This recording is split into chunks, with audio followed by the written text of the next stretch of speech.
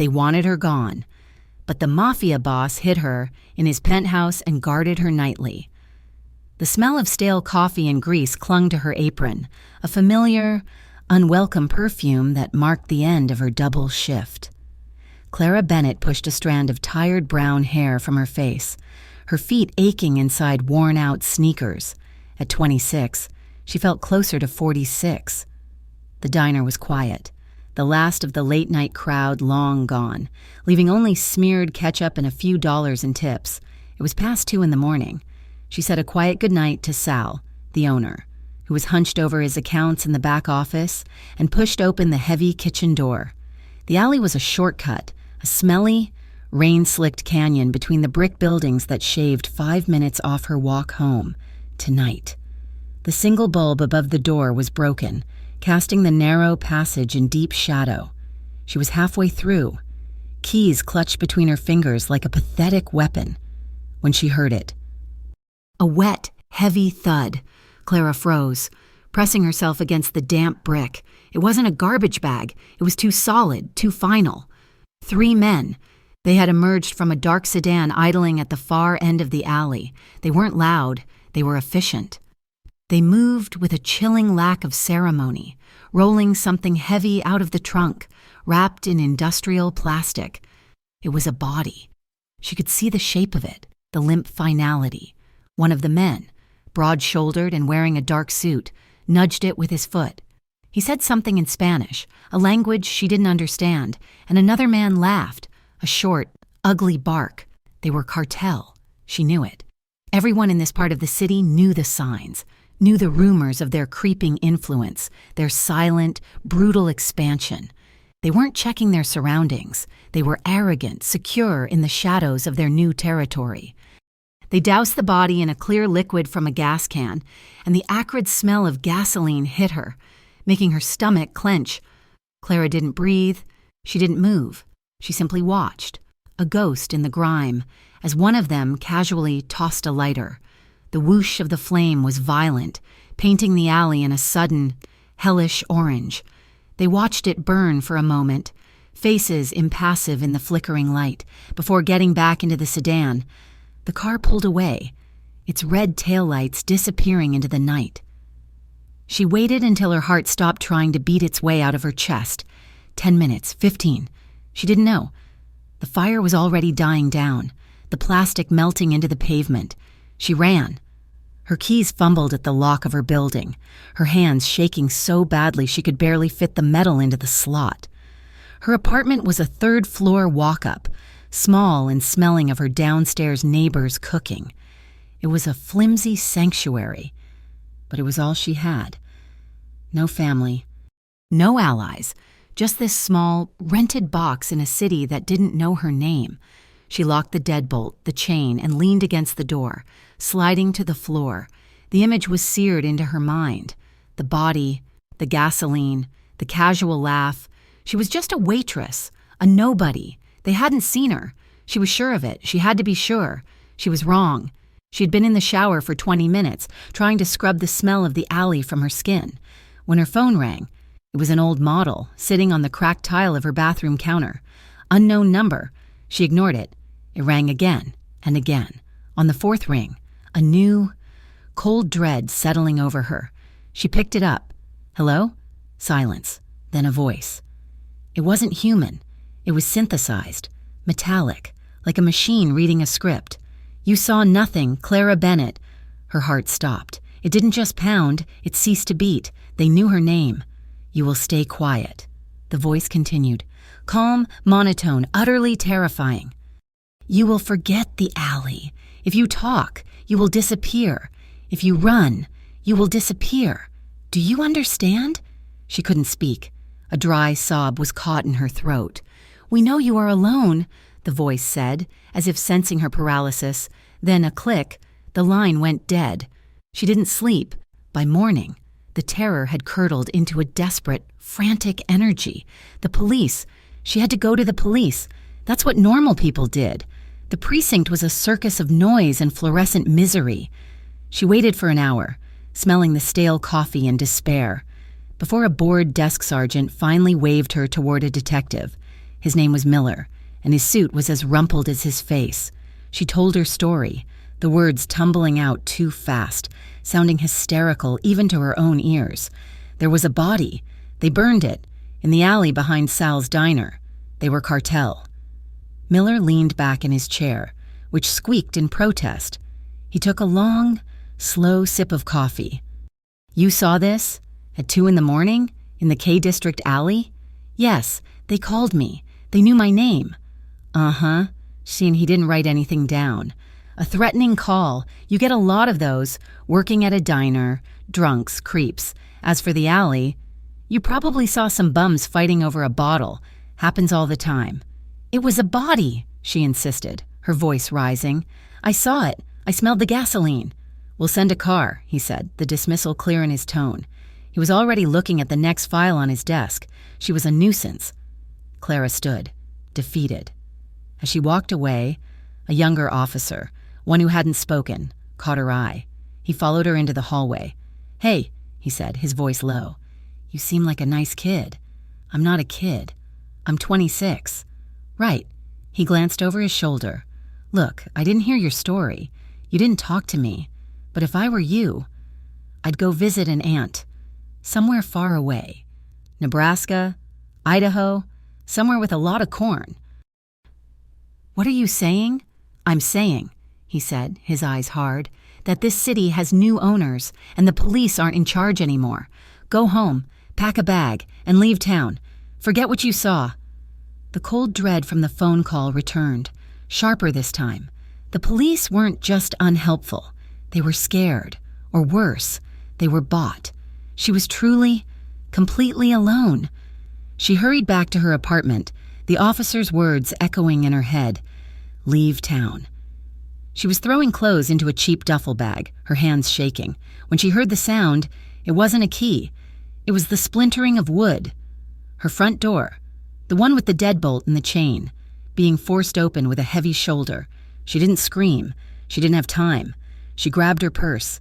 It had her tip money, maybe $200, and ran to the window. The fire escape was rusted, but it was her only way out. She shoved the rattling pane open just as the apartment door burst open. 2 men. Not the same ones from the alley, but they had the same dead eyes. Clara scrambled onto the metal landing, her breath catching in her throat. She didn't look back. She swung her legs over the side and dropped to the landing below, the impact jarring her teeth and scraping her palms raw. She heard them yelling in Spanish, heard their heavy footsteps behind her. She ran. She hit the alleyway, barefoot now, one of her sneakers lost on the stairs. She didn't stop until she was blocks away, melting into the midday crowd. Just another terrified face in a city full of them. A hit. They had tried to kill her, in her own home. She had nowhere to go. No money, no family, no friends, except Sal, the diner owner. He had always been kind to her, in his gruff, paternal way. She knew the rumors, that Sal knew people, that he paid protection to the local syndicate, the old-school Italians who were being pushed out by the cartel. He was connected. He had to be. She found him in the diner's back office, counting receipts. "Clara, what the hell happened to you? You look like you saw a ghost." "Worse," she gasped, locking the office door behind her. She told him everything. The body, the call, the cops, the break-in. Sal's olive-skin face went pale. He ran a hand over his bald head. "Gezu," he whispered. "The cartel. Here." He looked at her, his eyes filled with a new, unwelcome pity. "You brought this to my doorstep. Sal, please, I have nowhere else to go. You know people. You can hide me. Please." He stared at her for a long, terrible moment. Then, he picked up the phone. He dialed a number from memory. "It's Sal. I got a problem. A girl. She's a witness. The cartel thing from last night. Yeah, she saw it. She needs protection, a ride out of town." He listened. "Yeah, I understand." He hung up. "It's okay, cara mia. It's handled. My people will take you somewhere safe, out of the city." The relief that washed over Clara was so profound, she almost collapsed. "Thank you, Sal. God, thank you." "They'll be here in 5 minutes," he said, his voice flat, when he wouldn't look her in the eye. "Wait out back." She waited by the back door, where she had come in just last night. She heard a car pull into the alley. Sal opened the door, and 2 men stepped into the kitchen's dim light. They were not Sal's people. They were hard, cold, and wore the same cheap suits and dead-eyed expressions as the men who had broken into her apartment. One of them grabbed her arm in a painfully tight grip. "Hey," she said, pulling back. "Sal, who are these men?" Just go with them, Clara. It's for the best." Sal was wringing his hands, his face a mask of sweat and fear. He had handed her over. He was giving her to them. "No!" she screamed, kicking, trying to twist free. "Sal, you promised!" The man holding her slapped her, hard. The force of it snapped her head back, stars exploding behind her eyes. They were dragging her out the door, toward a waiting sedan. "Sal," she whispered, her cheeks stinging. "Please, stop." The voice was not loud. It was low, calm and heavy as granite. It cut through the alley's grime, and the men holding her froze. A black SUV had glided to the curb, silent as a shark. The windows were so dark they looked like polished obsidian. The back door opened. A man stepped out. He was tall, dressed in a charcoal suit so finely tailored it made the other men look like children in their father's clothes. He moved with a devastating, coiled grace. His face was sharp angles, his hair dark, his eyes unreadable. He looked at the 2 men holding Clara. He looked at Sal, cowering in the doorway. "Sal," the man said, his voice a low gravel, "you are making a mess in my city." "Mr. Moretti," Sal stammered, his hands shaking. I didn't know. She saw the cartel drop. They put a hit out. What was I supposed to do?" The man, Moretti, let his gaze fall on Clara. He took in her terror, the red mark on her cheek, the raw scrapes on her palms, her bare, dirty feet. He looked at the man still holding her arm. "Let her go." "Boss, we got orders." The man holding her started, but his voice wavered. Luca Moretti didn't raise his voice. He didn't move. He simply held the man's gaze. "I will not say it again." The man released her arm as if it were on fire. Clara stumbled, catching herself on the grimy brick wall. "Get in the car, Clara," Moretti said. It was not a request. She looked at the 2 men who had been about to take her. She looked at Sal, who was already disappearing back inside the diner. And she looked at this terrifying, calm man. He was the devil she didn't know, but the other devils had just tried to kill her. She scrambled into the back of the SUV. It was immaculate, smelling of rich leather and cold metal. He slid in, not beside her, but in the opposite seat, watching her. The partition between them and the driver glided up, sealing them in silence. The SUV pulled smoothly away from the curb, leaving the 2 men standing, dumbfounded, in the alley. Where are you taking me?" she whispered, clutching her purse. "Somewhere safe," he said. His voice was a low rumble, vibrating through the quiet cab. "You're him, aren't you?" she asked, her fear a cold knot in her stomach. "The one they talk about, the Moretti boss." He ignored the question. He just watched her, his gaze so intense it felt physical. "The cartel wants you dead," he said, his voice flat. "They do not get to decide who lives or dies in this city. I do." A cold laugh bubbled in her throat. "So what? You're saving me? You're a good gangster?" His eyes narrowed, just slightly. "The cartel wants you gone, Clara," he said, his voice dropping to a near whisper. "That means I want you alive." It was a simple, terrifying equation of power. A rival's asset was a rival's weakness. She was a loose end they wanted to tie. He would keep her as a weapon. The SUV drove into a private, underground garage. They rode a private elevator, one that required a coded key. Up and up, until her ears popped. The doors opened, not into a hallway, but directly into a room, a penthouse. It was not what she expected. Not gaudy, not covered in gold. It was minimalistic, almost cold, all glass, steel, and shades of gray. But the glass, it was the whole wall, 2 stories of it, overlooking the entire glittering, indifferent city.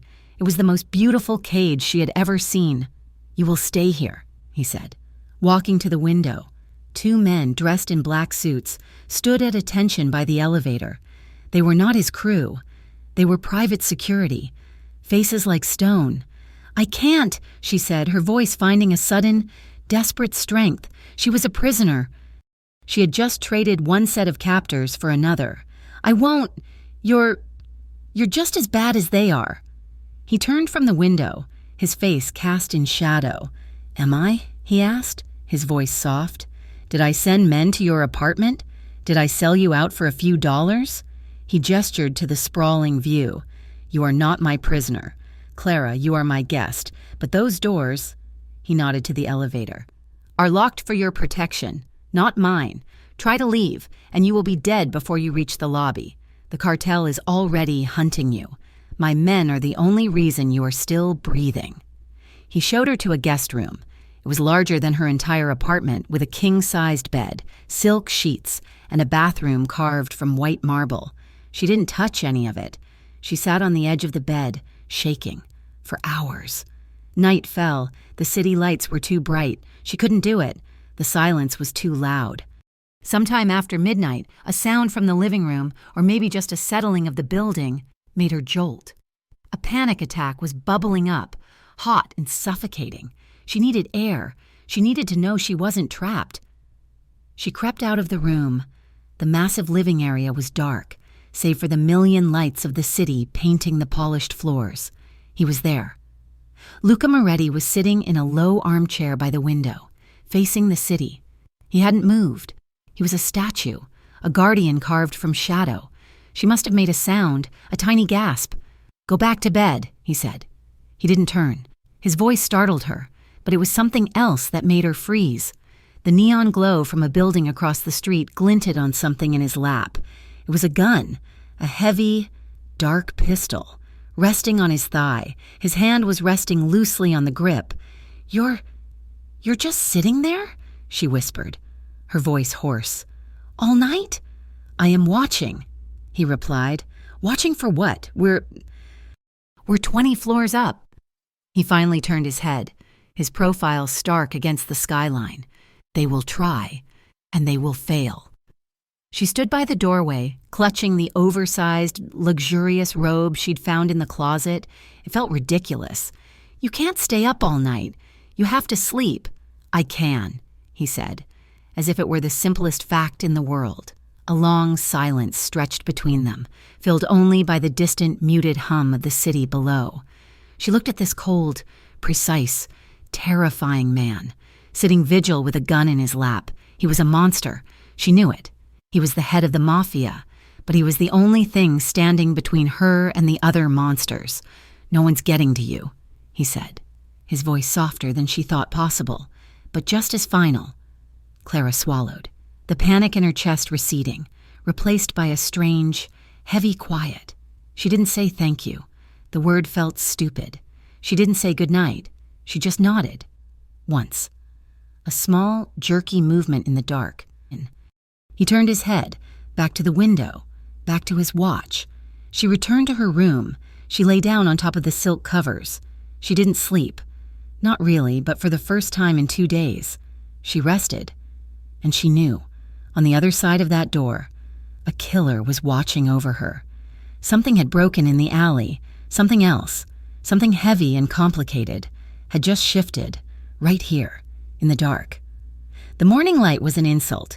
It streamed through the floor-to-ceiling windows, illuminating the sterile luxury of her cage, and found Clara exactly where she had been all night, sitting on a priceless suede armchair, knees drawn to her chest, watching the city wake up. She had survived the night. Luca Moretti had sat his own vigil, a dark sentinel with a gun in his lap, until the first gray light of dawn.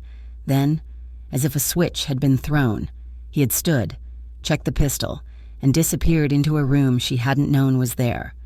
The adrenaline had long since evaporated, leaving behind a cold, hard clarity. He had saved her. He was also holding her captive. The two men by the elevator, a new shift, stood as proof. They were built like refrigerators, in identical black suits, and their eyes were as flat and lifeless as the steel doors they guarded. She had to try. She walked toward them, her bare feet silent on the polished marble floor.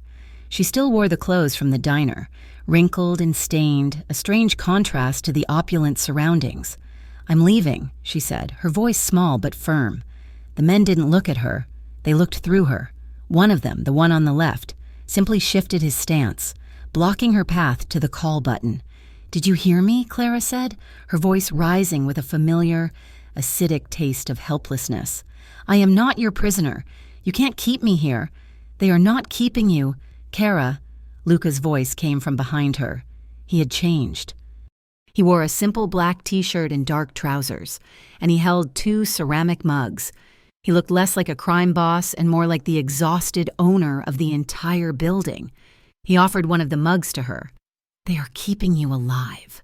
She ignored the coffee, though the smell was agonizingly good. "This is kidnapping." "Kidnapping," he mused, taking a sip from his own mug, "implies a ransom. I have no intention of asking for money." He walked past her, toward the windows. "The men who broke into your apartment are still looking for you. The police officer who told you to leave town, he was doing you a favor. He knows what I know. The cartel is cleaning house. You are a loose end. So you just... What? Take me? I'm yours to protect." He turned, his gaze pinning her. It was heavy, devoid of any visible emotion, yet it felt like a physical weight. "I am not holding you hostage. Clara, I am protecting you. But if you wish to leave, the doors are right there." He nodded to the guards. They stepped aside. The elevator button was suddenly, terrifyingly available. She stared at it. It was freedom. It was a lie. She thought of the men in her apartment, the synthesized voice on the phone, the dead eyes of the men in the alley. "Go on," Luca said, his voice soft, almost cruel in its reasonableness.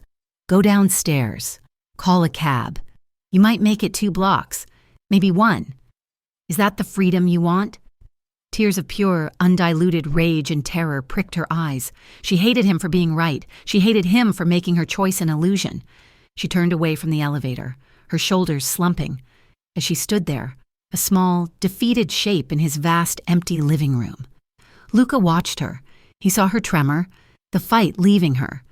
And for a fraction of a second, he wasn't in his penthouse. He was on a rain-slicked street 5 years ago. He saw a different woman, one with dark hair like his, her eyes wide with a question he had failed to answer. He had told her she would be fine. He had told her he would handle it. He had been too late. He blinked. The memory was gone, but the iron resolve it left behind settled in his bones. He would not fail this one. He would not be too late again. The days that followed were a study in silent tension. Clara refused to be a cowering victim. If she was a prisoner, she would at least know her prison. She began to explore. The penthouse was less a home than a fortress. It was immaculate, impersonal. But there were cracks in the facade. She found his office. It was locked, but the door was ajar one afternoon. She peeked inside.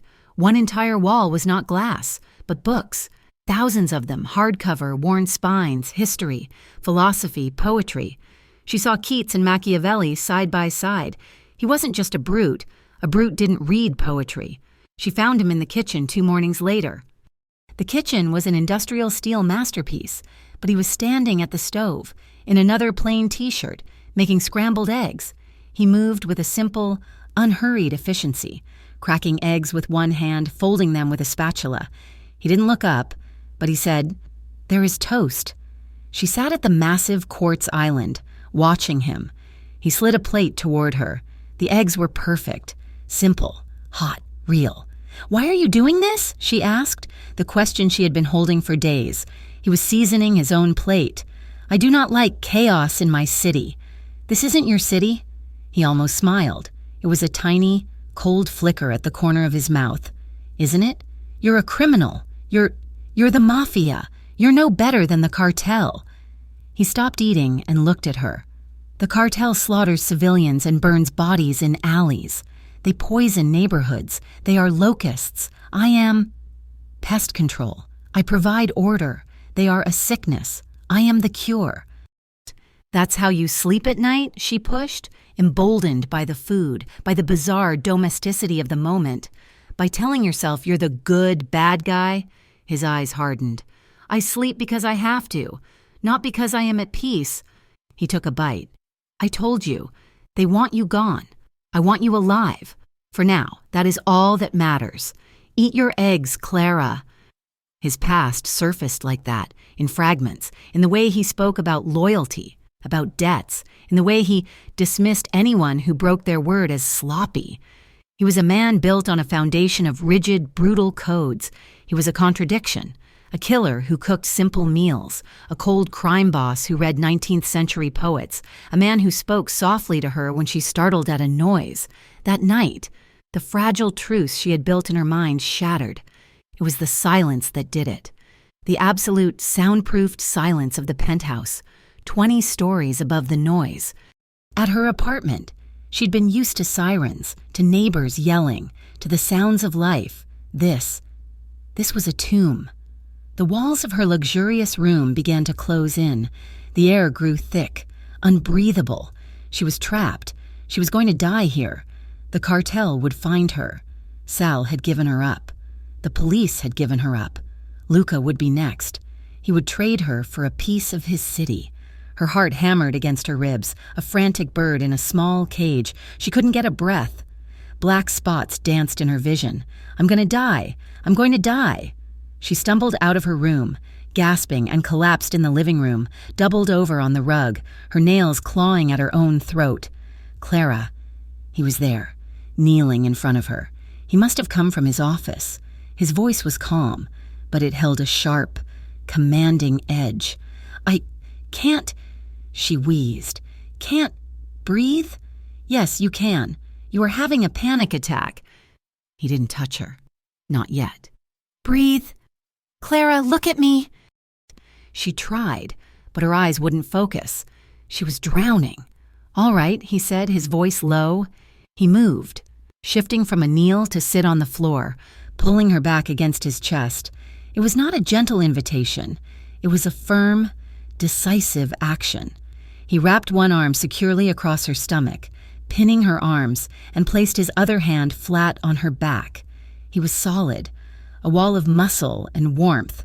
No, she gasped, trying to pull away, but he held her fast. Stop fighting, he commanded, his voice in her ear, a low rumble. You are not in danger. You are here. You are safe. Just breathe with me. Now. He inhaled, a long, slow, deliberate breath. His chest expanded, forcing hers to do the same. His hand on her back was a steady, warm pressure. Breathe out, he ordered. He exhaled slowly.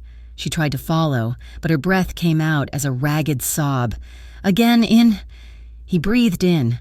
She hitched, sobbed, but air filled her lungs. Good, out. They sat like that on the floor, in the dark, for 10 minutes. Him, holding her with a gentle, immovable firmness, her slowly, raggedly matching his breathing. The physical closeness was absolute. She could feel the steady, slow beat of his heart against her back. He smelled of clean soap, cotton, and something faintly metallic, like his watch. It was the first time she had been held by anyone in years, and it was being done by the most dangerous man she had ever met. When the shaking finally subsided, her body was limp against his. He didn't immediately let go. The physical contact, no longer a rescue but something else, hummed in the space between them. It was undeniably real. He loosened his grip. Better? She could only nod, her cheek pressed against the soft fabric of his shirt. She pulled away, embarrassed, scrubbing her face with her hands. I'm sorry. Do not be sorry for being afraid, he said, standing up and offering her a hand. Be angry that they made you this way. She took his hand. His grip was strong, his palm calloused, and he pulled her to her feet as if she weighed nothing. The next day, he took her to a room she hadn't seen. It was at the back of the penthouse, soundproofed, with a reinforced wall and a single lane, a private shooting range. A small, black pistol was on a steel table. I'm not... She started, backing away. You're not a killer, he finished for her, his voice flat. I'm not asking you to be. I'm asking you to be a survivor." He picked up the gun, his movements fluid and practiced. "I will not always be in the same room. My men are good, but they are not gods. If they get to you, you will not have time to be afraid. You will only have time to act." She stared at the gun as if it were a snake. "I can't. You ran down a fire escape with men chasing you. You sat in a diner office while your boss sold you out. You got in a car with me. You can do this." He taught her. He was a patient, precise instructor. He put the gun in her hand, wrapped his own large, warm hand over hers, correcting her grip. Not a toy, not a magic wand, a tool. You control it. It does not control you. He stood behind her, his voice low by her ear, his body close, guiding her stance. Feet apart, lock your elbows, breathe out, squeeze the trigger, do not pull it. Her first shot was a loud, terrifying explosion. She screamed and dropped the gun. It clattered to the floor. She was trembling, her ears ringing. Luca just picked it up. He unloaded it, checked it, and handed it back to her. "Empty." "Again," he said, his voice calm. He didn't coddle her. He didn't yell. He just waited. She took it. He watched her, his expression unreadable. She was terrified, but as she held the heavy, cold metal, a new, colder feeling began to eclipse the fear. Anger, he was right, she was angry. She loaded the magazine, her hands shaking less this time. She raised her arms. She breathed out. She squeezed. The shot hit the paper target. He watched her, a flicker of something. Admiration. In his dark eyes. She adapted quickly. The fear was still there, but it was fuel now. She was a survivor. It was almost a week later. A false sense of normalcy had settled. They ate breakfast. He would read, or disappear into his office. She would read the books from his library, or watch the city, or practice with the empty pistol in her room. The night of the false alarm, it all came apart. A sound, a low, urgent beep, woke her from a light doze. It wasn't loud. It was coming from Luca's room. Before she could even sit up, her door flew open. He was there, a silhouette against the hall light. He was armed, moving with a silent, deadly grace. "Someone is on this floor," he whispered. He grabbed her arm, pulling her from the bed. "Stay behind me. Do not make a sound." He shoved her behind him, positioning his body between her and the door. He moved into the living room, gun raised, sweeping the dark corners. The penthouse was in lockdown. Steel shutters she hadn't even known existed had slammed down over the massive windows, plunging the room into absolute, terrifying darkness, broken only by the pinprick lights on his security panel. He was a shadow, listening. Her heart was in her throat. She could hear nothing but the sound of her own blood roaring in her ears.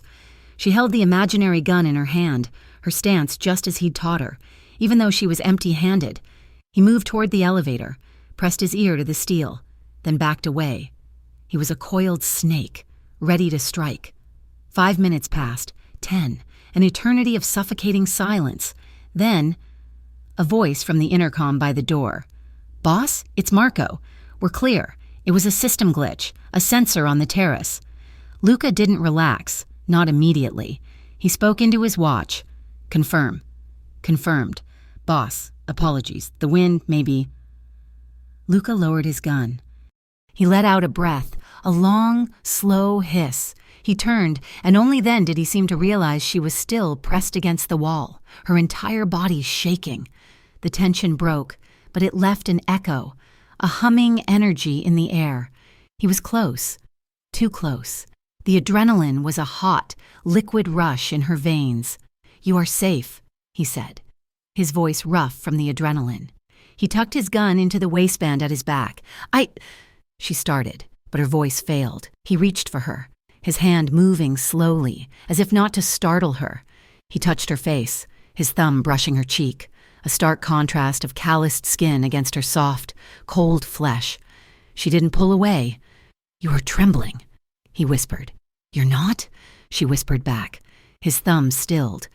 He brushed her hair back from her face, his fingers lingering at her temple, his gaze locked on her mouth. Not from fear. She should have stepped back. He was a killer.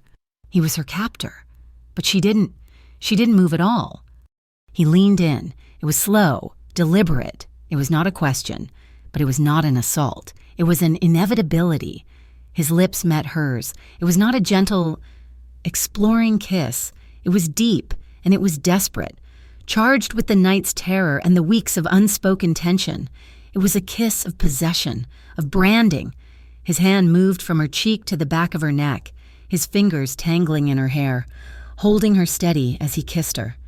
It was pure, undiluted heat, and it lit a fire in her that she thought had died.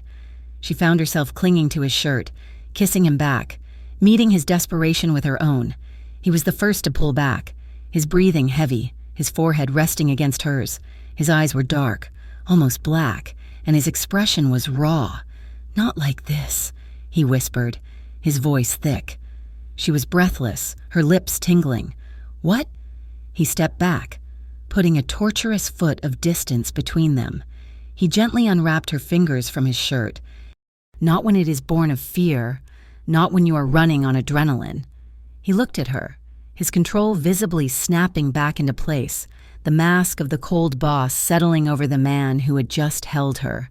You should only give yourself when it is a choice, not a reaction.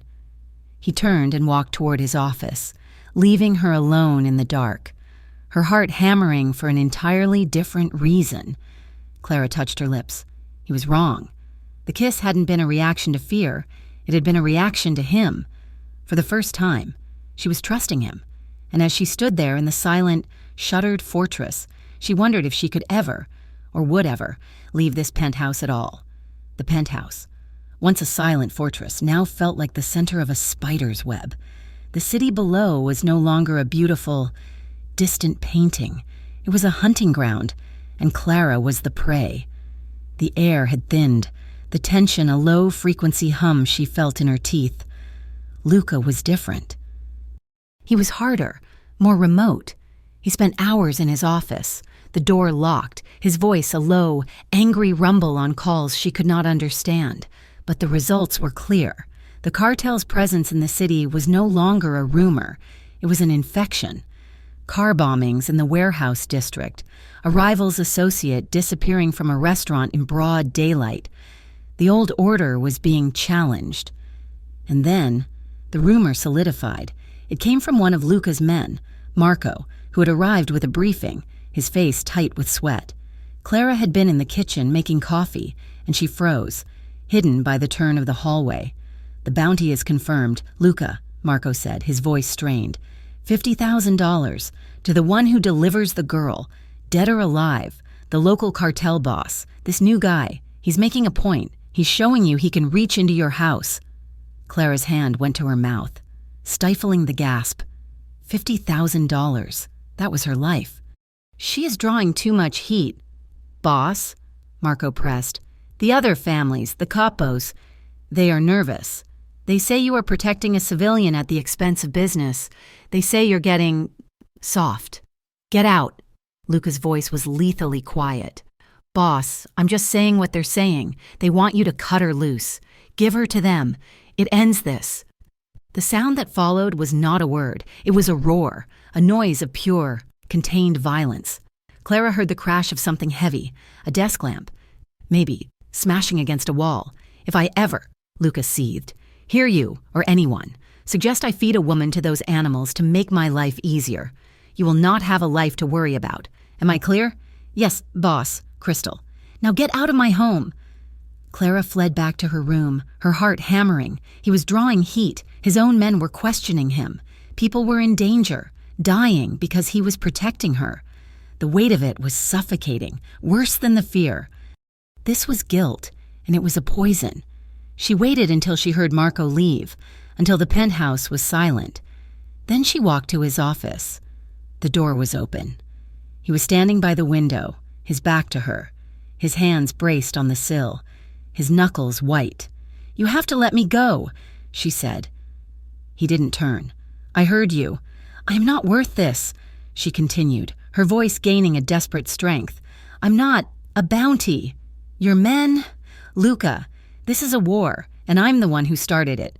He turned then, and his eyes were not cold. They were on fire. You started nothing, you survived. I don't want anyone else to die because of me. You have to let me go. I'll take my chances. I'll disappear. Disappear? He laughed, a short, humorless bark. You'll be dead in an hour. They will take you, and they will hurt you, and they will kill you, and they will send me pieces of you just to prove they could. He took a step toward her, his anger a palpable force in the room. It wasn't all at her. It was too big for that. It was at the world. Do you really think so little of yourself, Rud? He demanded, his voice low and dangerous. That your life is a thing to be thrown away to make things easier. It's not that. It is exactly that. He slammed his palm flat on his desk, the sound cracking like a gunshot in the silent room. You are angry at the wrong person. Be angry at them. Be angry at the city that lets this happen. But do not ever come to me and tell me your life is not worth fighting for. I decide what is worth my time. And your life, he said, stepping closer, his voice dropping, is worth it. She had no answer. She fled, his anger and his terrible, brutal code of honor chasing her down the hall. That night, she couldn't sleep. His words echoed in her head. Your life is worth it. But the guilt remained. He was fighting a war on two fronts, the cartel outside and his own men within. Because of her, she had to end it. She waited until 3 a.m. She put on the sneakers and the simple black clothes one of his guards had provided for her. She did not take the gun he had taught her to use. She left it on the nightstand. She didn't want to hurt anyone. She just wanted to be gone. She padded silently through the living room. The moon was bright, illuminating the spot by the window where he usually sat. It was empty. His office was dark. His bedroom door was closed. She made it to the elevator. Her hands were shaking so badly she could barely press the button. The steel doors slid open with a soft, expensive sigh. She stepped inside. The doors were sliding shut. A 6-inch gap of freedom left. His hand shot through the gap. Clara screamed. The elevator's safety sensor registered the obstruction, and the doors glided back open. Luca Moretti stood there, not in a suit, but in the black t-shirt and trousers he wore in the dark. He wasn't breathing hard. He didn't look angry. He looked exhausted. Where? He said, stepping into the elevator with her. Did you think you were going, Clara? The doors slid shut, sealing them in the small, mirrored box. Let me go, she whispered, backing into the corner. You can't keep me. It's not right. Right? He stalked the small space, a panther in a cage. You are talking to me about right? Right is you, alive. Wrong is you, dead. It is that simple. It's not. You're men. They're turning on you. This is my fault. I'm a ghost. I'm bringing this all on you. You are not a ghost, he growled. You are the only real thing in this entire damn building.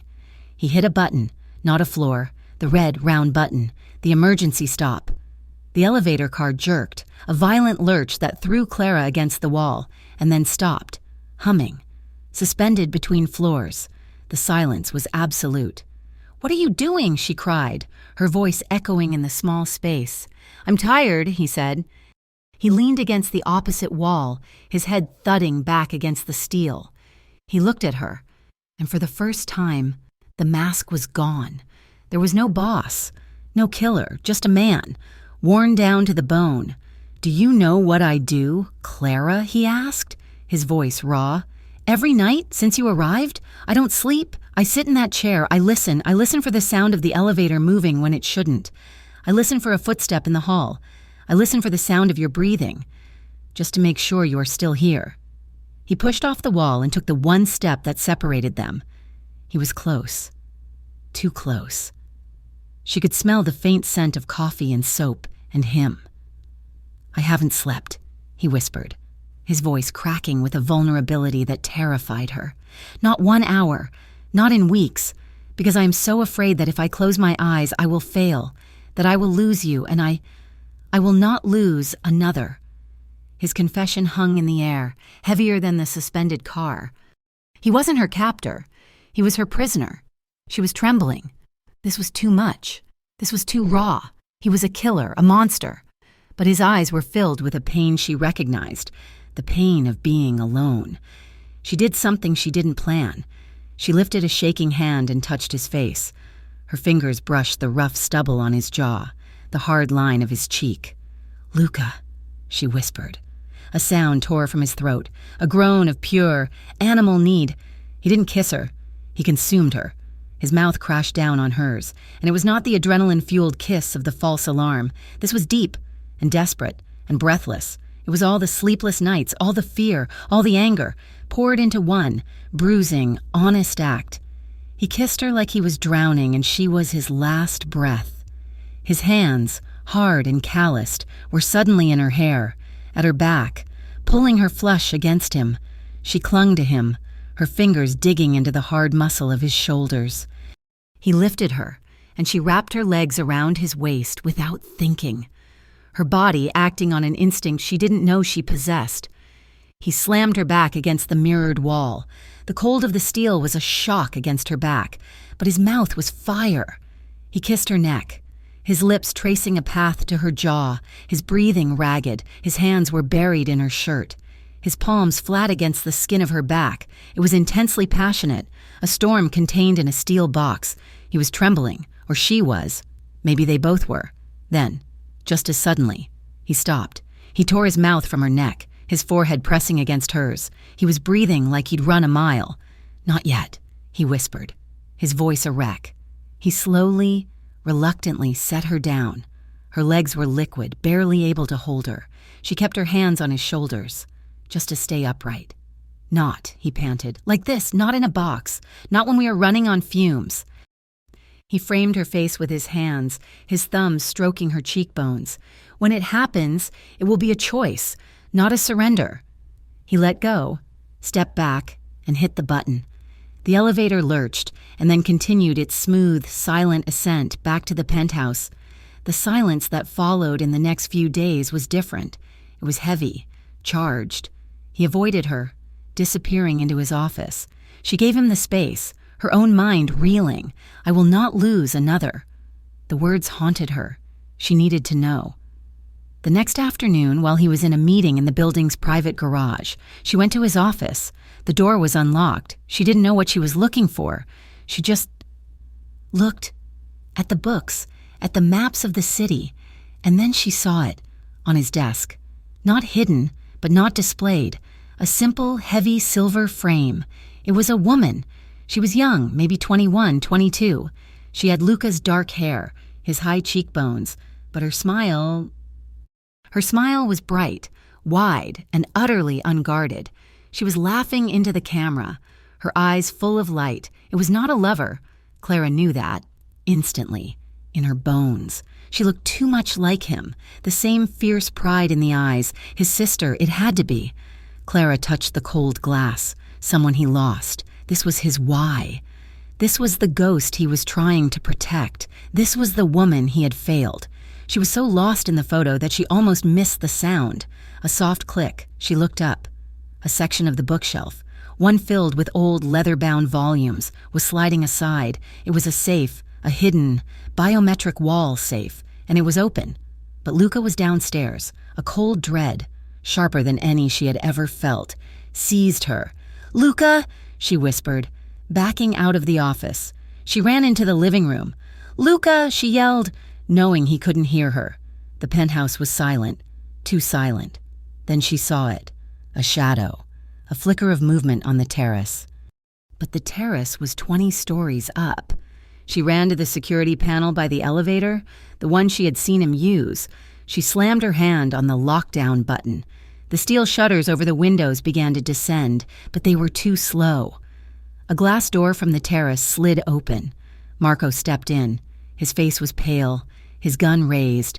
"Don't, Clara, it's over." Behind him, 2 other men, dressed in black tactical gear, followed. They were cartel. She knew it. He trusted you," Clara stammered, her back against the wall. "He got soft," Marco sneered. "I told him. He didn't listen. Now, the new boss pays better." The elevator dinged. Marco's eyes widened. He raised his gun toward the sound. The doors opened. Luca stood there, his phone in his hand, his face a mask of thunder. He had clearly been alerted, but he was too late. "Marco," he said, his voice a low vibration of death. "Sorry, boss," Marco said, aiming his gun at Luca's chest. "It's just business." Luca was frozen. The betrayal, so stark, so absolute, held him for one fatal second, but Clara saw what Luca didn't. One of the tactical men had split off, moving silently along the wall, his own gun raised, not at Luca, but from the side. A perfect crossfire. Marco was the distraction. This man was the kill shot. There was no time. She didn't have her gun. She didn't think. She acted. She grabbed a heavy crystal sculpture from a side table and threw it, not at the man, but at the wall beside him. It shattered with an explosive crash. The shooter flinched, his aim ruined, his head turning toward the sound for a fraction of a second. It was all Luca needed. He didn't move. He fired. 2 shots, so fast they sounded like one. Thwip, thwip, a silenced pistol he'd drawn so fast she hadn't even seen it. Marco dropped, a look of pure surprise on his face. The second man crumpled, his gun clattering. The third man on the terrace fired, his unsilenced gun deafening in the room. The bullet tore through the air where Luca had been. Luca was already moving, pulling Clara down, shoving her behind the massive quartz kitchen island. The firefight was over in seconds. Luca, moving with a brutal grace, flanked the island and fired twice more. Silence. The only sound was Clara's harsh, ragged breathing. Luca stood in the center of his living room, surrounded by smoke and the smell of cordite. He was breathing heavily, his gun still raised. He looked at the bodies, at his former man, Marco. Then he looked at Clara, who was crouched behind the island, her knuckles white. He walked over, his face unreadable. He checked her for injuries, his hands moving over her arms, her shoulders, with a rough, clinical touch. "You're not hurt," he stated. "No." He looked at the shattered crystal. He looked at the dead man who had been flanking him. He understood, instantly, what she had done. He reached down and pulled her to her feet. He didn't let go. He held her arms, his grip firm, his eyes searching hers, looking for something. "You," he said, his voice rough. "You warned me." She couldn't speak. She just nodded. A slow, complicated expression dawned on his face. She wasn't a liability. She wasn't just a girl to be protected. She had watched his back. She had saved his life. He pulled her into his chest, his arm wrapping around her, holding her head against his shoulder as his other hand went to his watch, barking orders for a cleanup. She was shaking, but as his arms tightened around her, she felt, for the first time, like she wasn't just hiding in his fortress. She was helping him defend it. The penthouse was a tomb, smelling of bleach and betrayal. The bodies were gone, removed by a silent, ruthlessly efficient team who had scrubbed the marble and polished the quartz until the only evidence of the night's violence was the hollow echo in the air. The steel shutters were still down, sealing them in a $20 million crypt. Luca had not spoken since he'd pulled her from behind the kitchen island. He had issued orders, his voice a low monotone, and watched as the last traces of Marco, his man, his betrayer, were zipped into a bag. Clara sat on the couch, wrapped in a cashmere blanket that felt like sandpaper.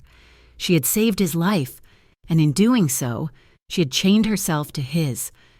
He finally emerged from his office, his face a mask of stone. He was carrying a black duffel bag. He dropped a second, smaller one at her feet. "Pack," he said. The word was flat. Final. "We are leaving. The penthouse is burned." "Burned?" she whispered, her hands clutching the blanket. Compromised. Marco knew about this place.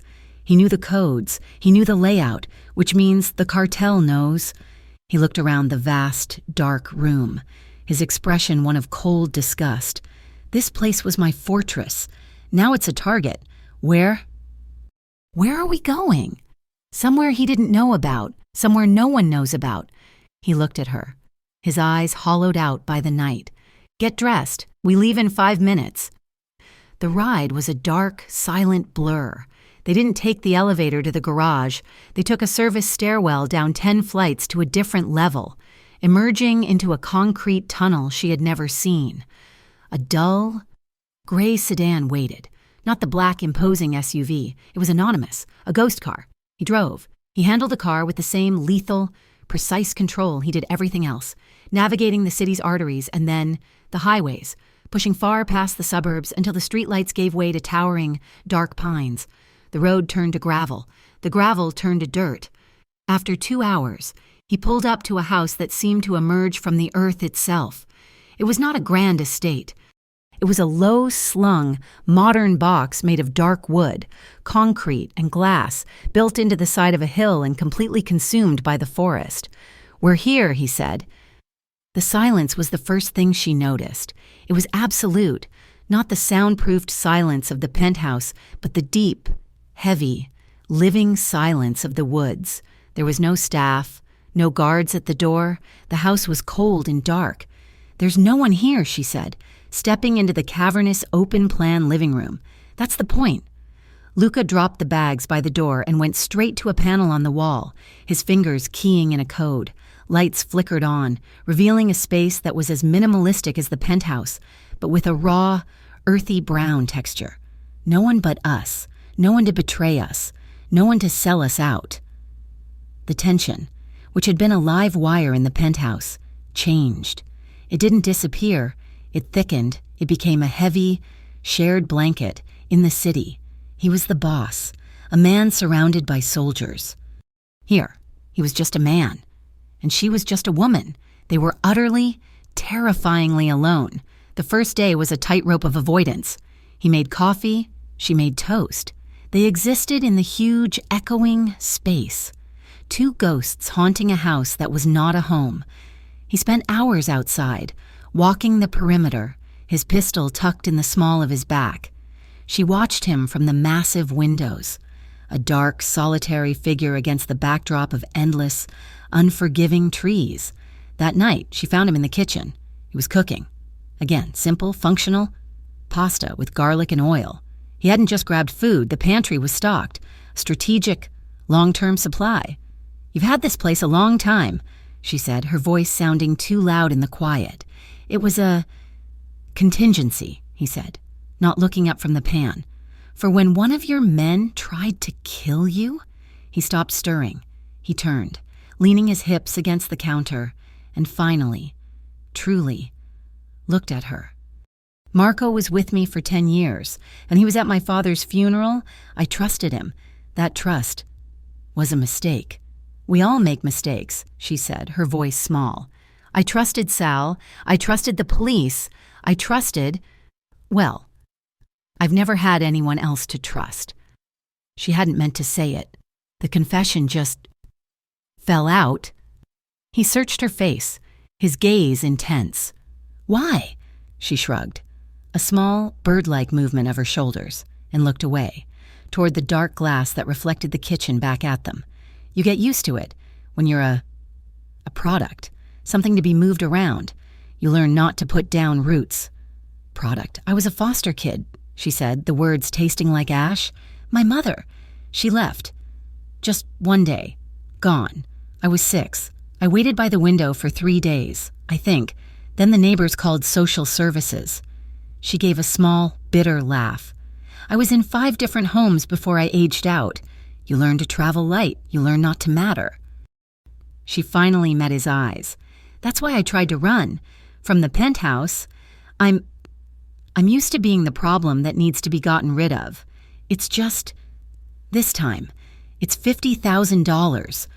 Luca stared at her, the pasta forgotten, the anger she had seen in him, the cold precision. It was all gone. In its place was a raw, aching recognition. He saw her, not the witness, not the liability. He saw the 6-year-old girl, waiting by the window. He turned from the stove and walked to a small desk in the corner. He opened a drawer and took out a simple silver frame, the one from his office. He had brought it. He'd saved it from the raid. He held it out to her. She took it, the girl with the bright, unguarded smile. "Elena," he said, his voice rough. "My sister, my younger sister." Clara looked from the photo to his face. The resemblance was devastating. "She was 21, he said, his voice dropping, forcing the words out. "She was in college. She wanted to be a teacher. She was everything good. She wasn't part of my world. I kept her separate. I kept her clean." He turned and looked out the window into his own reflection. The cartel. They were new, pushing in. They wanted a partnership. I told them no. They wanted to show me that no was not an answer.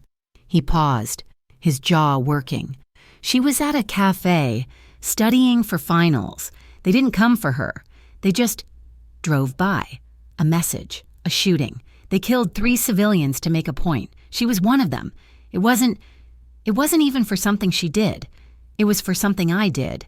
She died because she was mine, and I wasn't there. He took the photo back from her, his thumb brushing the glass. I have been waiting for justice ever since. I have been hunting the man who gave that order. He looked at Clara, his dark eyes brimming with a pain so deep it mirrored her own. They took her from me. She mattered, and I failed her. You couldn't have known, Clara whispered, tears welling in her own eyes. That is what I tell myself, he said, his voice a low growl. It is a lie. I should have protected her. I should have seen it coming. I will not lose another. His words from the elevator slammed into her. This wasn't just about a bounty. It wasn't about a war for the city. It was about Elena. He looked at Clara, and he saw a ghost he was finally strong enough to save. Their emotional wounds were bare, laid out in the cold kitchen light. She, the girl who was abandoned by everyone. He, the man who had failed to protect the one person he hadn't abandoned. She stepped toward him. She put her hand on his chest, over his heart. She could feel its steady, heavy beat beneath her palm. I'm not her, Luca, she whispered. His hand came up, covering hers, pressing it to him. I know, he breathed. His eyes were on her mouth. And this, she continued, her voice trembling. This isn't fear, not anymore. She wasn't running. She wasn't reacting. She was here, in the middle of the woods, with a man who understood what it meant to be broken by the world. This is a choice. That was all he needed. He leaned in, and this time, there was no desperation, no adrenaline, no anger. His lips met hers with a slow, devastating, and deliberate tenderness. It was a kiss of profound, aching questions. His hand left hers and moved to her face, his callous thumb stroking her cheek as if he were memorizing her features by touch. It was a slow, emotionally layered unfolding. He pulled back, just an inch, to look at her. His eyes asked if she was sure. She answered by rising on her toes, her hands moving from his chest to his shoulders, and pulling him back down. This kiss was deeper. It was trust. It was release. It was her, accepting his darkness, and him, accepting her light. He lifted her then, not in a rush, but with a deliberate, powerful grace. He carried her from the kitchen, through the dark living room, and into the bedroom. He laid her on the bed, the cool sheets a shock against her skin. He didn't rush. He moved with a reverent slowness. He brushed the hair from her face, his eyes never leaving hers. He was a man who had been starved, not of touch, but of trust. And she was the first person in years to offer it freely. He undressed her slowly, his fingers tracing the lines of her body, his gaze full of a possessive, protective fire. When she was bare, she reached for him, for the hem of his shirt. He let her. She pulled it over his head, her hands mapping the hard lines of his chest, the old, faded scar on his side. This was not two perfect people. This was two broken halves, finding a way to be whole. When he finally came to her, it was not an act of passion, but of union. It was a slow, deep, emotional collision. It was the whisper of her name against his lips. It was his hands, gentle and firm, holding her, grounding her. It was her, clinging to him, finally, not being afraid to hold on to someone. It was the release of years of loneliness, of fear, of guilt. It was the silent, shared promise that in this one room, in this one moment, they were not alone. They were safe. They were seen. The morning after, Clara woke first. The sun was streaming through the windows, the woods alive with light. She was wrapped in his arms, his breathing a low, steady rumble against her back. The peace was so profound, so complete, it was terrifying. She slipped out of bed, pulling on his t-shirt, which fell to her knees. The house was warm, quiet. She went to the kitchen to make coffee, her body aching in a new, pleasant way. She saw him through the glass. He was on the deck, barefoot, wearing only a pair of dark trousers. He was standing, facing the woods, his shoulders rigid. He was holding a burner phone, a small, black, disposable phone. He was hiding it in his palm, but she saw it. He was listening, his face hard. And then he spoke, his voice too low to hear, and snapped it shut. He looked up, and his eyes met hers through the glass. He didn't look surprised. He looked caught. He slid the phone into his pocket and came inside. "How long have you had that?" she asked, her voice quiet. The peace of the morning was gone, shattered. "It doesn't matter, doesn't it? You've been planning something all this time, even last night." "Last night," he said, stepping toward her, "had nothing to do with this. Last night it was for me. It was for us." "And today?" she challenged. Her arms crossed over his shirt. "Today is for what? For her? For your justice?" He stopped, his face hardening. "Yes. What are you doing, Luca?" she pleaded. "You're safe here. We're safe. We can just stay. Disappear. Isn't that enough?" "It was," he said, his voice raw. "Until yesterday. When Marco breached the penthouse, he gave me the last piece. The cartel boss, the one who gave the order. He's here, in the city. He thinks I'm weak, running, hiding. He's gotten arrogant. So you're just going to... What? Go to him?" "No," Luca said, his eyes like cold steel. "I'm going to lure him to a meeting. My territory, my terms. I'm going to end this, once and for all." "You're going to get yourself killed!" she cried, her voice breaking. "It's a trap, or it's a suicide mission. Don't go. Please, don't go alone." "This is not your fight, Clara," he said. He gripped her shoulders, his gaze firm. "I brought you into this. My only job now is to get you out. This is the only way. And what if you don't come back? What am I supposed to do then?" He looked at her, and the steel in his eyes melted, replaced by that same aching vulnerability from the night before. He didn't kiss her, not on the lips. He leaned in and pressed a long, chaste, and utterly final kiss to her forehead. It was a blessing. It was a farewell. "If I don't come back," he whispered, his voice thick, "don't look for me. Go north. There's a bank in Montreal. The key in my bag, the small one. It's for a box. It has everything you need. Start over, live a life, a real one, for me, and for her." He let her go, picked up his duffel bag, grabbed the keys to the gray sedan, and walked to the door. She begged him again. "Luca, no, don't leave me." He paused at the door, his back to her. "They wanted you gone, but I want you alive. This is the only way." He walked out, and the door clicked shut, leaving Clara alone. The smell of him on her skin, the silence of the woods, his only remaining guard. The door clicked shut, a sound of profound and absolute finality. Clara stood in the center of the vast, empty living room, the silence of the woods rushing in to fill the space Luca had occupied. He was gone.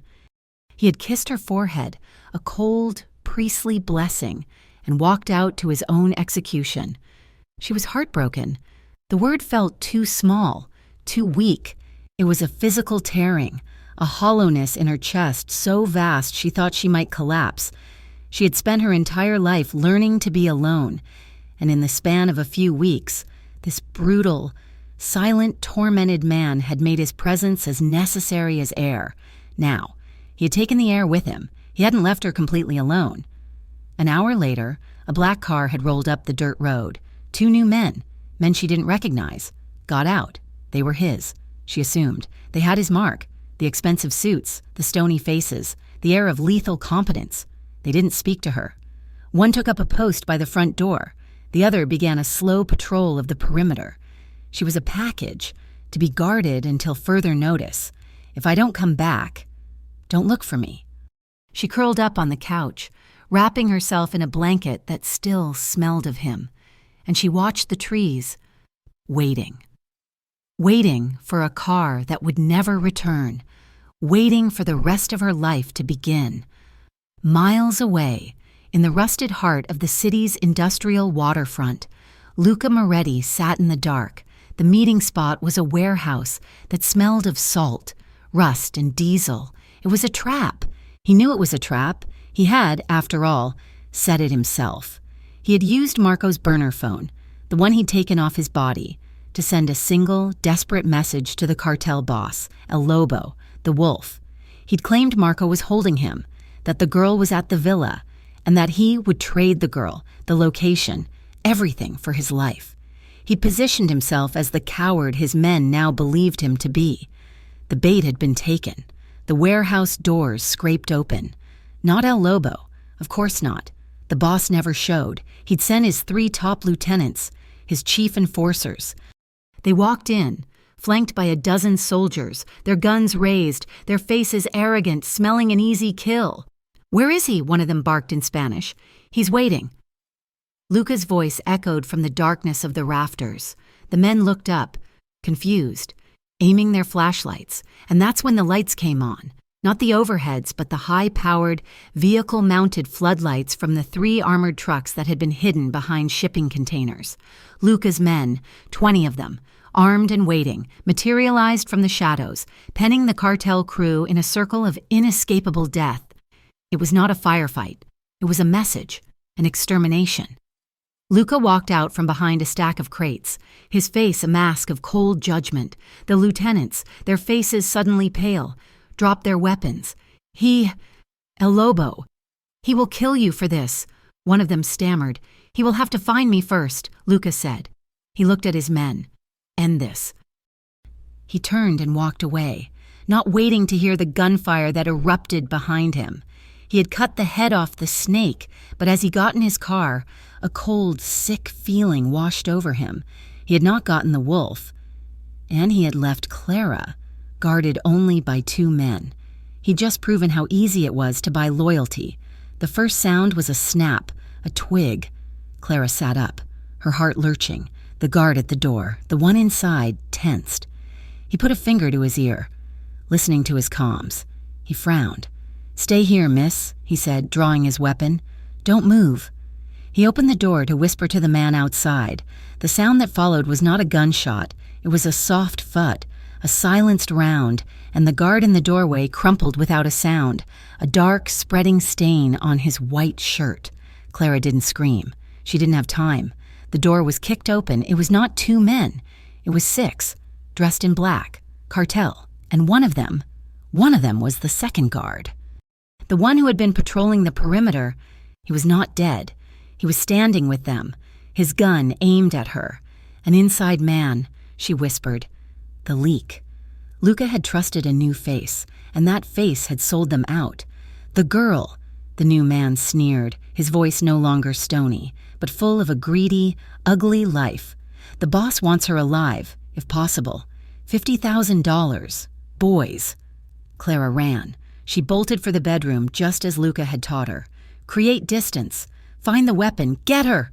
She slammed the bedroom door, locking it. She heard their boots on the hardwood floors, laughing, arrogant. They had time. She scrambled to the nightstand, her hands shaking so violently she could barely open the drawer. The pistol. Heavy, cold, real. He had left it for her. "I'm not asking you to be a killer. I'm asking you to be a survivor." The door handle rattled. "Open it, puta, or we kick it in. Feet apart, lock your elbows, breathe out, squeeze, do not pull." She raised the gun, both hands, just as he'd shown her. She aimed it at the wooden door. Her whole body was a vibrating string of terror. The door exploded inward, splintering off its hinges. The man who had kicked it stood there, a wide, ugly smile on his face. He saw her. He saw the gun. His smile faltered, turning to surprise. Clara screamed, a raw, primal sound of rage and fear, and squeezed the trigger. The explosion was deafening. The recoil slammed her shoulder back, but she held on. The man stared at her, his eyes wide. He looked down at his chest, at the red blossom, and then he fell. Hard. She had done it. She had killed a man. The shock of it held her for a second, but the sound of yelling from the hall snapped her out of it. She did not look at the body. She ran to the window. It was glass, floor to ceiling, looking out into the dark woods. No, not the door. They'll be waiting. She grabbed the heavy marble lamp from the nightstand and threw it, with all her strength, at the glass. It shattered, a spiderweb of cracks, and then burst outward. She didn't hesitate. She scrambled through the broken frame. A shard of glass sliced her forearm, a deep, hot, tearing pain. She didn't feel it. She landed on the pine needles, her feet, still bare, stinging as they hit the cold, rough ground. She lost her sneakers. She'd been barefoot since she woke up. She's in the woods. Get her. She ran. She ran into the blackness, into the thick, unforgiving forest. Branches whipped her face. Rocks and roots tore at the soles of her feet. She was bleeding, from her arm, from her feet. But she didn't stop. She just ran, her lungs on fire, fueled by one, single, repeating thought: live, live, live.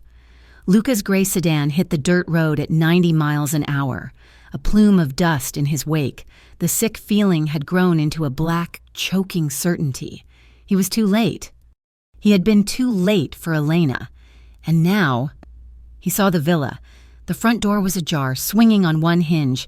He was out of the car before it stopped rolling, his gun in his hand. "Clara!" He saw the first guard, dead in the doorway. He saw the second guard, his guard, lying dead in the hall with the others. Cartel. 3 of them. He cleared the house in seconds. A cold, efficient machine. "Clara!" His voice was a roar, a prayer. He found the bedroom. He saw the splintered door. He saw the dead cartel soldier on the floor, and he saw the shattered window, the blood on the glass. She was gone. He stood in the wrecked room, the smell of cordite and blood filling his lungs, the rage. It was not hot. It was volcanic, a cold, deep, earth-shifting pressure that built in his chest until he thought he would go blind. They had come into his home. Again, they had touched what was his. Again, and he had failed. His hands were shaking. Luca Moretti, the man who never flinched, was shaking. He went to the window. He knelt. He touched the blood on the glass, his blood, her blood. He saw the tracks in the soft earth, small, barefoot, stained with blood. They were disorganized, frantic. He went back to his car. He grabbed a medical kit and a flashlight. He did not call his men. This was not business. This was a hunt. He would find her, or he would die. He tracked her easily. He was a creature of the city, but his father had taught him the old ways, in the woods of Sicily. He saw the broken branches, the drops of blood, the frantic path. She was heading south, toward the highway. The distant rumble of trucks, her only guide. He moved silently through the trees, a shadow of vengeance, for nearly a mile. And then he saw her. She had made it. She was at the edge of the woods, a pathetic, shivering, mud-caked, bloody creature, half collapsed by the side of the highway. She was trying to stand, trying to wave down a massive 18-wheeler that was thundering past, its lights washing over her. The truck, of course, did not stop. "Clara?" She turned, her eyes wide with animal terror, thinking he was one of them. She raised her fists, a bloody, defiant, broken doll. And then her eyes focused. She saw his face, the fight, the fear, the will. It all left her in one single, shuddering sigh. Her legs buckled. He was there before she hit the ground, crossing the last 20 feet in 2 strides. He caught her, pulling her up against his chest, his arms wrapping around her, holding her so tightly he thought he might break her. He buried his face in her hair, which was matted with leaves and blood. "I'm here," he whispered, his voice a wreck, his control gone. "I'm here. You're safe. Sono qui. I have you. You are safe now." She didn't cry. She just clung to him, her fingers digging into his jacket, her body shaking in great, racking sobs that made no sound. He picked her up, cradling her, and carried her to his car, kicking the door shut, the dark, empty woods his only witness. They drove back to the penthouse. It was the only place he knew was clean. His men had swept it, secured it, tripled the guards. It was a fortress once more. He carried her inside, past the stony-faced guards who averted their eyes. He took her not to her room, but to his. He laid her gently on his bed, the black silk sheets a stark contrast to her pale, bloody skin. He didn't call for a doctor. He retrieved the med kit. He knelt on the floor in front of her. He didn't speak. He just worked. His hands, the same hands that had ended a dozen lives that day, were impossibly gentle. He cleaned the glass from her arm, his touch a feather, his jaw tight. He stitched the cut, his movements precise, economical. He cleaned her feet, washing away the mud and blood, finding every small cut, every splinter, bandaging them with a terrible, focused reverence. She just watched him, her eyes heavy, her body in shock. His hands were shaking, not from rage, from fear. When he was done, he sat back on his heels. He looked at her, his work, a bandaged, wounded thing. "They're all dead," he said, his voice a low rasp. "The men at the warehouse, the men at the villa, they're gone." She nodded. She reached out, her hand trembling, and touched his face, his jaw. He closed his eyes, leaning into her touch, a broken, heavy sigh escaping him. They said nothing.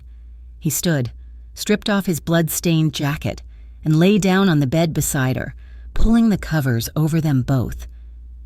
He did not take off his clothes. He just pulled her to his side, his arms a cage of iron, her head on his chest. And for the first time, they held each other, wounded but alive, and listened to the sound of each other's breathing. That night, she woke from a nightmare. A scream caught in her throat, the man from the bedroom, the gun. Luca was there instantly, his hand on her back. "You're safe. I'm here." She turned, and the fear in her eyes was replaced by something else. A raw, desperate, agonizing need. She sat up, straddling him, her hands on his chest. This was not the slow, tender discovery at the villa. This was unguarded. This was desperate. This was the frantic, clawing need of two people who had been to the edge of death and back. She kissed him, a deep, bruising kiss, acclaiming, "You are alive. You are here." He rolled her, his body covering hers, a possessive, protective weight. His hands were everywhere, in her hair, on her face, at her hips, his palms mapping her, relearning her, checking that every inch of her was real, was whole, was his. "Clara," he breathed against her mouth, his voice a prayer. It was not lovemaking, it was an affirmation. It was a desperate, tender, almost violent need to prove they were both still breathing. His movements were deep, powerful, a rhythm of reassurance, a silent promise. "I am here. I will not leave." She met his every move, her nails grazing his back, her body arching to his, taking all the pain and fear and rage and turning it into a desperate, clinging passion. It was a release, a breaking, a coming together not of two bodies, but of two survivors. Later, as they lay tangled in the black sheets, the city lights a distant, silent witness. She rested her head on his chest. His heart was beating, a fast, steady drum against her ear. He was quiet for a long time, his hand stroking her hair. "You are my weakness," he whispered, his voice a rough velvet in the dark. She went still. "They know," he continued, his arm tightening around her, pulling her impossibly closer. "The cartel knows. My men know. Now, I know." He kissed the top of her head, his lips firm. "And I would burn the entire world to the ground. Clara, I would die, to keep you alive." It was not a confession of love. It was a vow. And in his world, a vow was the only thing that mattered. Weeks passed, 2, then 3. The penthouse, once a sterile fortress, began to feel like a home. The steel shutters remained open, welcoming the autumn light. The air, which had been thick with betrayal and the metallic tang of gunfire, now smelled of the rich, dark coffee Luca made every morning and, occasionally, the simple meals they cooked together in the vast kitchen. Clara was healing. The gash on her arm had faded from a raw wound to a thin, silver line, a permanent reminder of her survival. The cuts on her feet had scarred over, and she found herself, more often than not, padding barefoot on the marble floors, no longer a prisoner, but a resident. Her emotional healing was slower, but deeper. The nightmares still came, but when she woke, gasping, Luca was there. He wouldn't just hold her. He would turn on the light, get her water, and sit with her, talking about the city lights or the books he was reading, until her heart slowed, until she was anchored in the now. Luca had changed too. The weeks of her recovery had been weeks of his reorganization. He had moved with a cold, terrifying fire. His betrayal by Marco had been a sickness, and he had performed surgery. His organization was purged, his crew restructured, the last vestiges of cartel influence scoured from his territory with a brutal, unforgiving hand. He was, once again, the undisputed master of his city. Their new normal was quiet. It was a life lived in the spaces between the lines. It was her, curled on the long sofa, reading a book from his library. It was him, across the room in his armchair, not watching the city, but watching her. The air between them hummed, no longer with tension, but with a deep, binding, unspoken possession. He was her anchor, she was his weakness, and they were both, somehow, stronger for it. The bubble burst on a Tuesday. His new man, Antonio, a man whose loyalty had been forged in Luca's father's era, a man of old codes and no ambition beyond service, arrived at the Penthouse. His face was grim. "He's alive, boss," Antonio said, his voice low. He stood in the foyer, refusing to step further into their private space. Luca, who had been standing by the window, went utterly still. "Who?" "The wolf, El Lobo. He wasn't at the warehouse. He was in Mexico. He just crossed back. He's displeased." Clara, who had been in the kitchen, felt a cold rock drop into her stomach. She walked out, her coffee mug in her hand. "He's doubled the bounty," Antonio continued, his gaze flicking to Clara and then respectfully away. 100,000, his new order. "Is that he wants her brought to him. He wants it to be personal." The silence in the room was absolute. Luca turned, his face a mask of such cold, primal rage that Clara almost stepped back. He was the monster again, the killer from the alley. "I'm sending you to Montreal," he said, his voice flat, his words directed at Clara. "Now. Today, Antonio will drive you to the airstrip." "No." Both men looked at her. Her voice was quiet, but it was not the voice of the waitress. It was not the voice of the victim. It was the voice of the woman who had fired a gun, who had survived the woods. "Clara," Luca said, taking a step toward her, his voice a low warning. "This is not a discussion." "Yes, it is," she said, setting her mug down.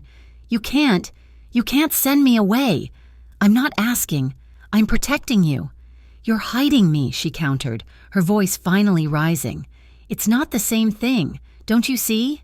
As long as he is alive, I will never be free. I will live in Montreal, or Rome, or on the moon, and I will spend every single day looking over my shoulder, and you will spend every day wondering if he's found me. You will never be free of him either, not as long as I'm alive." He stared at her, his dark eyes warring. He knew she was right. "He's not after you, Luca," she said, walking toward him, her bare feet silent on the floor. "Not really. He's after me. He's after your weakness. He said it himself. He wants it to be personal." She stopped, standing directly in front of him. "So let's make it personal." "What are you saying?" he whispered, his hands clenching at his sides. "I'm the bait. Luca, I'm the one thing he can't resist. He thinks you're weak, that he can scare you, that he can take me, so let him try. No, I will not. I will not risk you. I will hunt him down myself." "And what if he's waiting for that?" she pleaded, her hands coming up to rest on his chest, feeling the hard, frantic beat of his heart. "What if it's another trap? This is the only way. We draw him out. On our terms, we finish this together." He looked down at her, at the woman who had faced down his rages, his betrayals, and his fears, the woman who had saved his life. He saw the silver scar on her arm, a mark of his failure, and he saw the steel in her eyes, a mark of her strength. "It will be dangerous." He breathed, his own resolve breaking against hers. "So am I," she replied. The plan was a simple, elegant lie. Luca sent word through back channels that he was broken, the fight at the villa, the loss of his men, the bounty.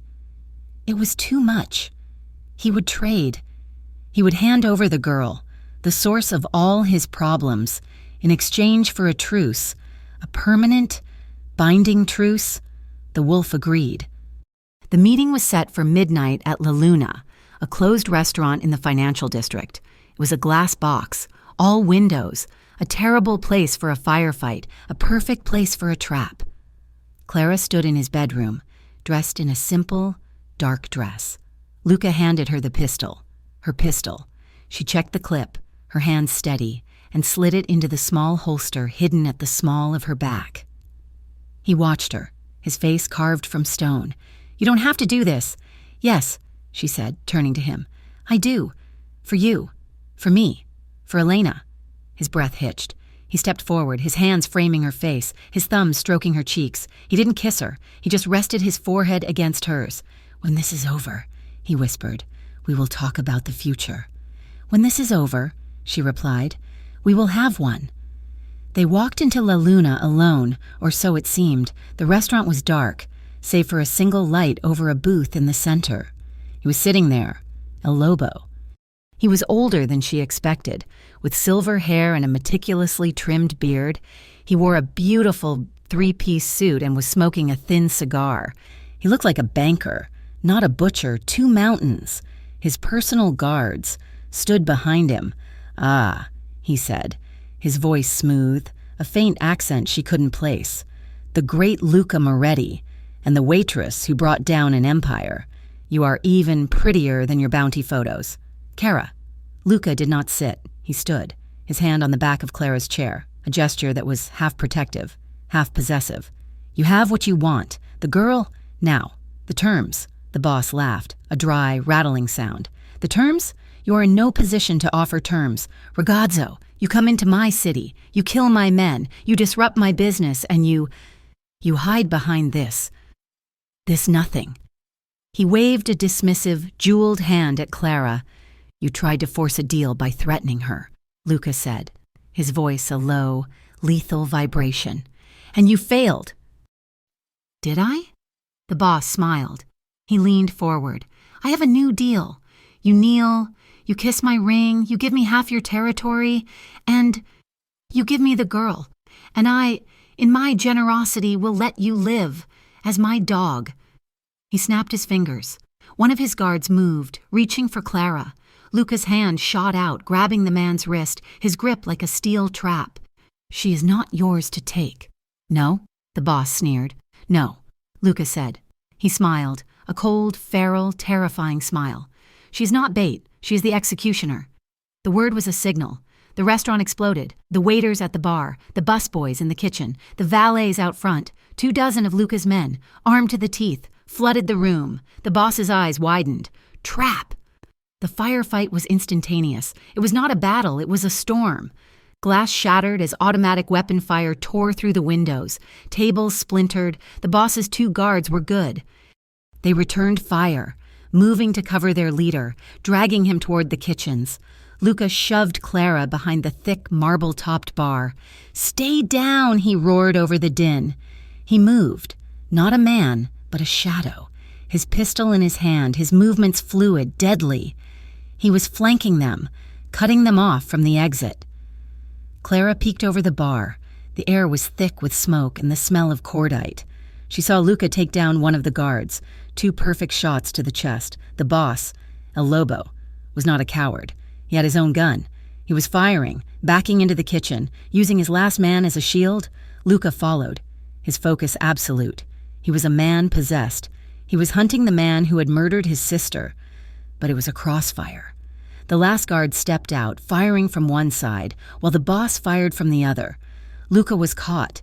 He spun, taking out the guard, but the move left him exposed for a fraction of a second. El Lobo saw it. He raised his gun, a direct, fatal shot at Luca's back. "No!" Clara screamed. She rose from behind the bar. She had her pistol.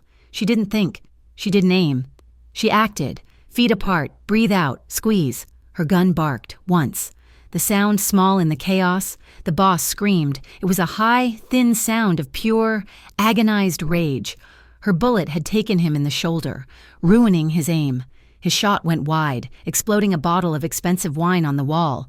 He spun, his face a mask of disbelief, and saw her, the waitress. He raised his gun, his good hand, to end her. But Luca was already there. The second of hesitation was all he'd needed.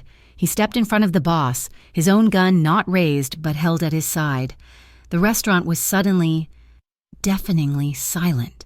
"You," the boss spat, clutching his shoulder. "You, pazzo." Luca looked at the man who had shattered his life. He was not angry. He was not emotional. He was final. "Elena," he said. He raised his gun and fired twice, the sound echoing in the wrecked room.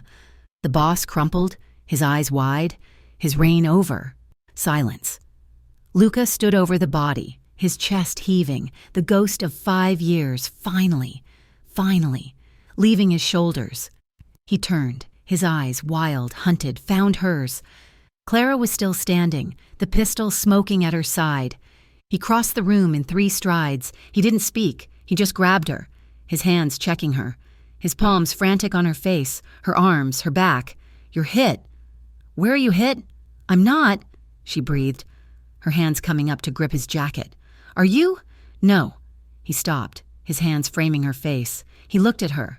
At the gun she was still holding, he looked at the dead boss. He understood. You saved me." She just nodded, the adrenaline finally leaving her, her knees turning to water. He took the gun from her limp fingers and pulled her into his chest, his arms a crushing, desperate vice. "It's over," he whispered into her hair. "It's done. It's over." He let her out, his men parting for them, already cleaning the mess, erasing them from the scene. The pre-dawn air was cold, biting. The city was asleep, ignorant of the war that had just ended. "It's over," he said again, as if to convince himself. He turned to her, his face in the shadow of the skyscrapers. "The bounty is gone. He is gone. You're free, Clara." He said the word like it was a stone in his mouth. "You're free. No more debts, no more hiding. You can go. I have a plane. You can go to Montreal. You can go anywhere." He was offering her the world. He was offering her an escape. She looked at him, this beautiful, broken, lethal man who had shown her she was worth fighting for. "I'm cold, Luca," she whispered. A small, ridiculous, true thing. "I don't have a jacket." He stared at her. A long, unblinking moment, and he understood. He said nothing. He simply took her hand and led her to his car. He didn't drive to the airstrip. He drove home. They rode the elevator in silence, his hand holding hers. He didn't press the button for the penthouse floor. He pressed the one at the very top, one she had never noticed. The doors opened.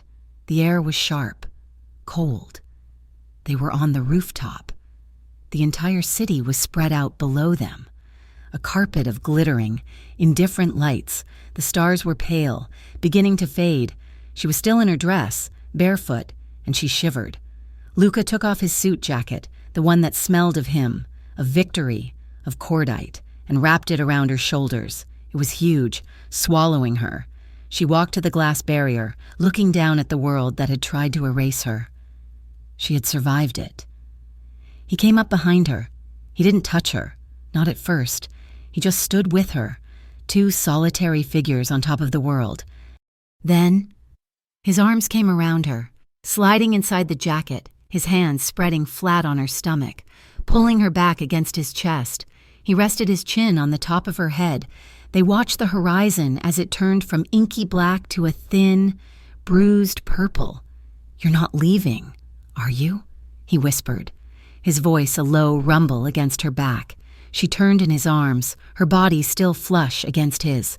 She put her hands on his chest, feeling the steady, powerful, real beat of his heart. She looked up into his dark, searching eyes. "They wanted me gone," she whispered, "but you made me stay." He bent his head. He kissed her. It was not a kiss of fear, or adrenaline, or desperation. It was not the passion of the villa, or the raw need of their reunion. It was a kiss of promise. It was slow, and it was final. It was the end of a war and the beginning of a life. It was every unspoken word, every shared fear, every hard-won breath. It was forever. He broke the kiss, resting his forehead against hers. The first rays of the sun, a brilliant, burning gold, crested the horizon, painting the city in light. "Let's go inside," he said, his voice soft. "Together." They turned from the sunrise and walked back inside as dawn broke. Safe, at last. Thank you so much for listening to this story. We truly hope you enjoyed the journey. We would love to know where you are listening from, so please drop a comment and tell us what part of the world you are in. For more tales of dangerous love and heart-pounding romance, be sure to subscribe to Mafia Romance Stories. What did you think of Luca and Clara's story? Please share your thoughts in English. We read every single one.